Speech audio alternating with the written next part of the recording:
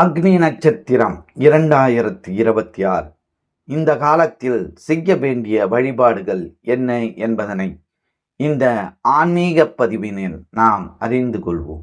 இணைந்து பயணிப்போம். Sri ஞானவாசல் YouTube channel உங்கள் ஸ்ரீனிவாசோடு.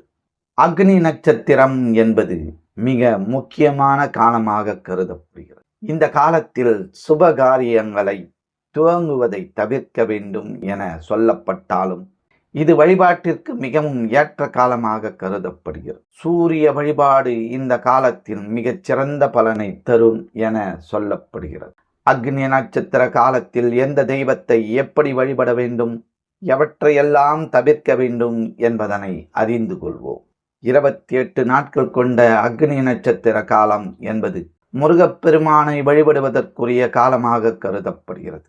அக்னி நட்சத்திரம் என்பது சூரிய பகவான் கிருத்திகை நட்சத்திரத்தில் தனது பயணத்தை துவங்கி பரணி நட்சத்திரத்தின் 3வது மற்றும் 4வது பாதங்களை அடைவது வரையிலான காலத்தையே அக்னி நட்சத்திர காலம் என்கின்றோம். ரோகிணி நட்சத்திரம் முதல் பாதத்தில் சூரிய பகவான் நுழையும் போது அக்னி நட்சத்திரம் நிறைவடையும். இந்த காலத்தில் சூரிய பகவான் தனது தேரை மெதுவாக செலுத்துவதாக சொல்லப்படுகிறது. அதனால் தான் அக்னி நட்சத்திர காலத்தில் வெயிலின் உக்கிரம் அதிகரித்து காணப்படுவதாக சொல்லப்படுகிறது. மாதந்தோறும் வரும் அமாவாசை நாட்களில் முன்னோர் வழிபாட்டை மேற்கொள்ள வேண்டும் என சாஸ்திரங்கள் சொல்கின்றன.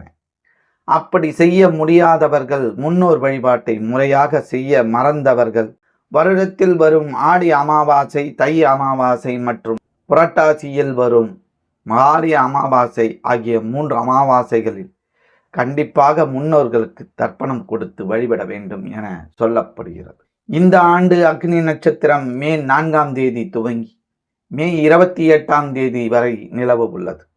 அக்னி நட்சத்திர காலத்தில் முருகப்பெருமானின் 6 படை வீடுகளான திருத்தணி, பழனி, பழமுதிர்ச்சோலை, சுவாமிமலை, திருச்செந்தூர் ஆகிய தலங்களுக்கு சென்று வழிபடுவது சிறப்பு. அக்னி நட்சத்திர காலத்தில் சிலர் முருகப்பெருமானை வேண்டி விரதம் இருப்பதை வழக்கமாக வைத்துள்ளனர். அதே சமயம் அக்னி நட்சத்திர காலத்தை சுபகாரியங்கள் செய்வதற்கு ஏற்ற காலம் அல்ல என்றும், இந்த 28 நாட்களில் சில விஷயங்களை கண்டிப்பாக தவிர்க்க வேண்டும் என்றும் சாஸ்திரங்களில் சொல்லப்படுகிறது. அக்னி நட்சத்திரத்தில் செய்யக்கூடாதவை என்ன என்பதனையும் தெரிந்து கொள்வோம்.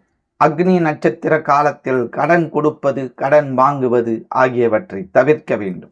அக்னி நட்சத்திர காலத்தில் திருமணம் போன்ற சுபகாரியங்களை நடத்துவதை தவிர்க்கும் பழக்கம் பழங்காலம் தொட்டு இருந்து வருகிறது. பயணம் செய்வது, கிரக பிரவேசம் செய்வது ஆகியவற்றை தவிர்க்க வேண்டும். விவசாயத்தில் விதை விதைப்பது, புதிய வேளாண் பணிகளை துவங்குவதை தவிர்க்க வேண்டும். அக்னி நட்சத்திர வழிபாடு. அக்னி நட்சத்திர காலத்தில் பழனி போன்ற முருகப்பெருமானின் மலை கோயில்களை கிரிவலம் வந்து வழிபடுவது சிறப்பு. குறிப்பாக காலை மற்றும் மாலை நேரங்களில் கிரிவலம் வருவது நல்லது. இந்த சமயத்தில் மலைகளில் இருந்து மூலிகைகளின் மீது பட்ட காற்று நம் மீது படுவது உடலுக்கு ஆரோக்கியத்தையும் மனதிற்கு அமைதியையும் தரும் என்பது நம்பிக்கை.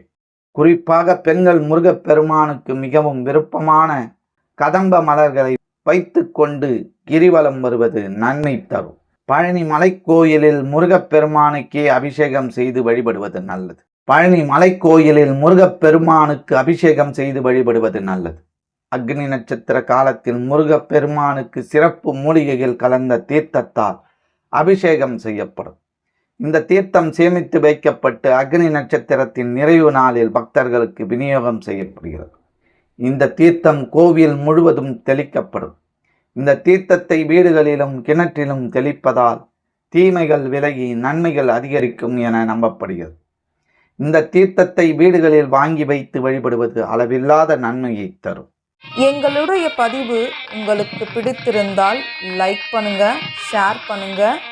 மீண்டும் தொடர்ந்து இது போல பல பதிவுகளை பார்ப்பதற்கு எங்கள் சேனலை சப்ஸ்கிரைப் செய்து பெல் ஐக்கானை கிளிக் செய்து கொள்ளவும். நன்றி, வணக்கம்.